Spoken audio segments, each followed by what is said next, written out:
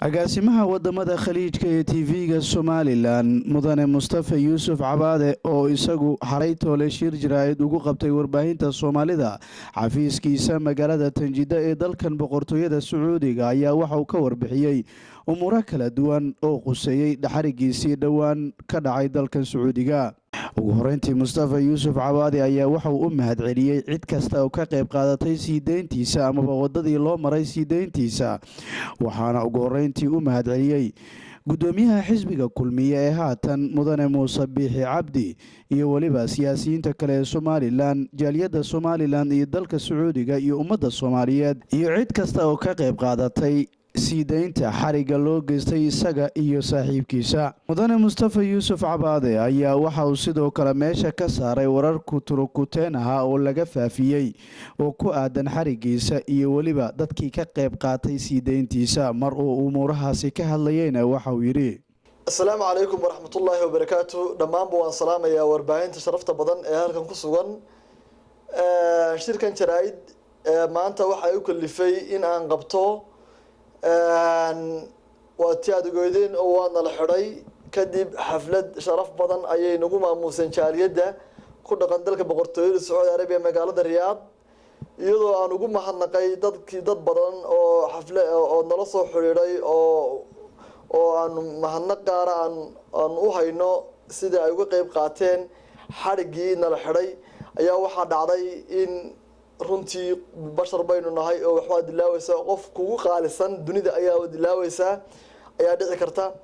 marka waxaa dhacday inaan dadkii qaar ilaaway oo aad iyo aad agteeda qiimo iyo qaayo badan ku lahaa, oo ay warbaahinta qaarna siyaabo kala duwan ay u soo qaadatay, oo ay ka mid tahay markii aan mahadnaqa waday ayaa waxaan ku bilaaway waxaan dhaafay inaan u mahadnaqo xisbiga talada hayo kulmiye oo si weyn uu noola soo xiriiray habeen iyo maalinba. murashaxooga mudane Muuse Biixi Cabdi ahna aan oran karo madaxweynaha mustaqbalka dhow mujaahid Muuse Biixi Cabdi. aad baan ugu mahadcelinayaa sidii fiicnayd qiimaha iyo qaayaha lahayd oo joogtada ahayd oo habeen iyo maalinba noola soo xiriiriyay. taasina ay muujinaysay in uu yahay shakhsi dareen leh oo ummadiisa jecel meel kastoo qofku joogo oo noo ballan qaaday xarigeegu meel kastoo galo in uu soo furdaamin doono.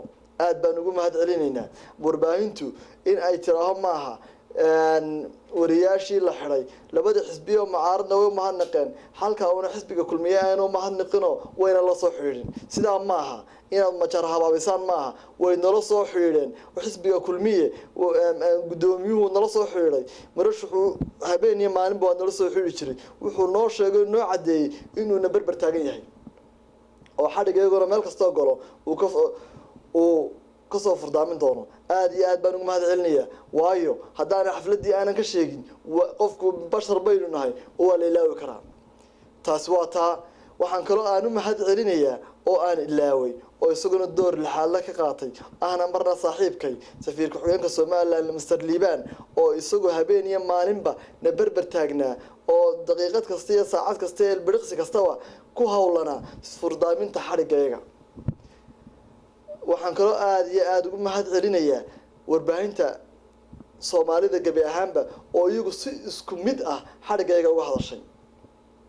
waxaan gaar ugu mahadcelinayaa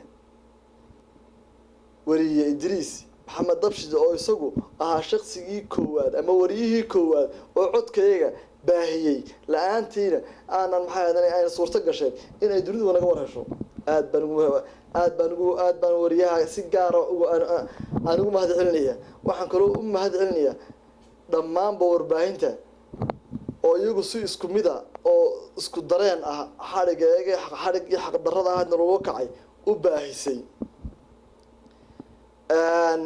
waxaan kaloo doonayaa inaan ka faa'iideysto fursadda tan aan u mahadceliyo dhammaanba cid kasta oo ka qayb qaadatay soo deyntii xarigeega kana xumaatay.